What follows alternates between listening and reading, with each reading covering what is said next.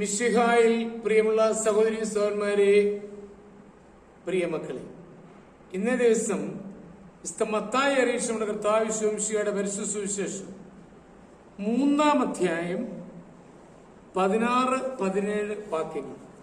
Saint Mathews gospel chapter 3 versus 16 and 17.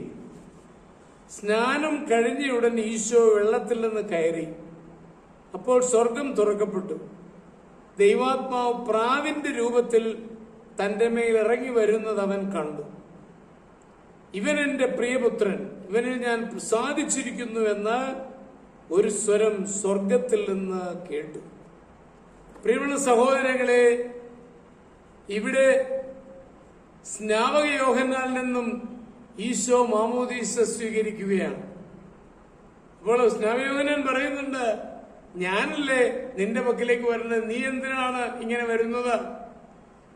അല്ല, നടക്കട്ടെ എന്ന് പറഞ്ഞുകൊണ്ട് ആ സ്നാനത്തിനും മുതിർന്നപ്പോൾ, എളിമപ്പെട്ടപ്പോൾ ഇതാ സ്വർഗം തുറക്കപ്പെടുകയാണ്. പ്രിയമുള്ള സഹോദരങ്ങളെ, ഞാനിവിടെ കാണുന്നത് എളിമയെന്ന പരമപുണ്യം നമ്മൾ എല്ലാവരും സ്വീകരിക്കേണ്ട ഒന്നാണ്. എളിമപ്പെടാൻ സാധിക്കുമ്പോഴാണ് ദൈവം നമ്മളിലേക്ക് കടന്നു വരുന്നത്. എവിടെ അഹം മുൻപിൽ വരുമോ അവിടെ താഴ്ചയുണ്ടാകുമെന്നുള്ള സംശയമൊന്നുമില്ല. നമ്മുടെ അനുദിന ജീവിതത്തിലേക്കൊന്ന് കടന്നു വരുമ്പോൾ നമുക്കവിടെ അത് കാണാനായിട്ട് സാധിക്കുകയാണ്.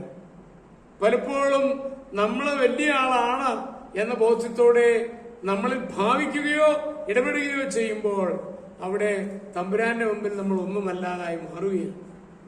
എന്നാൽ നിങ്ങളുടെ മുമ്പിൽ നിൽക്കുവാൻ ഞാൻ യോഗ്യനല്ല, നിങ്ങളുടെ പ്രാർത്ഥനയാണ് എന്നെ നയിക്കുന്നത് എന്ന് പറയാനുള്ള ചങ്കൂറ്റം. ഞാനിപ്പോൾ അനുസ്മരിക്കുന്നത് എന്റെ കൂടെ ധ്യാനിപ്പിക്കാൻ വരുന്ന ഒരു സഹോദരനുണ്ട്, തോമസൻ ബ്രദർ എന്നാണ് അതിന്റെ പേര്. അദ്ദേഹം തോക്ക് തുടങ്ങുന്നത് അങ്ങനെ തന്നെയാണ്. ഞാൻ അദ്ദേഹത്തെ പറ്റി ഒത്തിരി കാര്യങ്ങൾ പറയാറുണ്ട്. കാരണം അദ്ദേഹം നല്ല വലിയ ഒരു മനുഷ്യനാണ്, എനിക്കറിയാം, പ്രാർത്ഥനയുടെ മനുഷ്യൻ. എന്നാൽ അദ്ദേഹം പറയും, അച്ഛന്റെ സ്നേഹം കൊണ്ട് അച്ഛൻ ഇങ്ങനെയൊക്കെ പറഞ്ഞതാണ്, പക്ഷേ ഞാൻ ഒന്നുമല്ല, ഞാനൊരു പാപിയാണ്. നിങ്ങളുടെ പ്രാർത്ഥന കൊണ്ടാണ് ഞാൻ നിങ്ങളുടെ മുമ്പിൽ വന്ന് നിൽക്കുന്നത്. അതുകൊണ്ട് നിങ്ങൾ പ്രാർത്ഥിക്കണമേ, എന്നിൽ നിന്നും വചനം ലഭിക്കണമെങ്കിൽ നിങ്ങൾ ദാതാവിനോട് പ്രാർത്ഥിക്കണം എന്ന് അദ്ദേഹം പറയാറുണ്ട്. എത്ര വലിയ മഹത്തരമായ ഒരു കാര്യമാണ് അദ്ദേഹത്തിന്റെ പ്രസംഗം. വളരെയേറെ ആളുകളെ സ്വാധീനിക്കുന്നതാണ്, സ്പർശിക്കുന്നതാണ് എന്ന് ഞാൻ എടുത്തു പറയുകയാണ്. എന്തുകൊണ്ടാണ് ആ സ്പർശം ഉണ്ടായത്?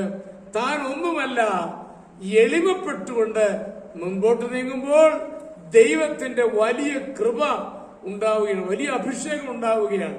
നമ്മൾ എല്ലാവരും അനുകരിക്കേണ്ട ഒരു കാര്യമാണിത് എന്ന് ഞാൻ പറയുകയാണ്.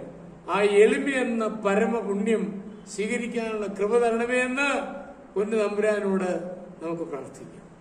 നമ്മുടെ കർത്താവ് മിശിഹായുടെ കൃപയും പിതാവായ ദൈവത്തിന്റെ സ്നേഹവും പരിശുദ്ധാത്മാവിന്റെ സഹവാസവും പരിശുദ്ധ അമ്മയുടെ മധ്യസ്ഥതയും നിങ്ങൾ എല്ലാവരോടും കൂടി ധാരാളമായിട്ടുണ്ടായിരിക്കട്ടെ, എപ്പോഴും എപ്പോഴും എന്നേക്കും. ആമേൻ.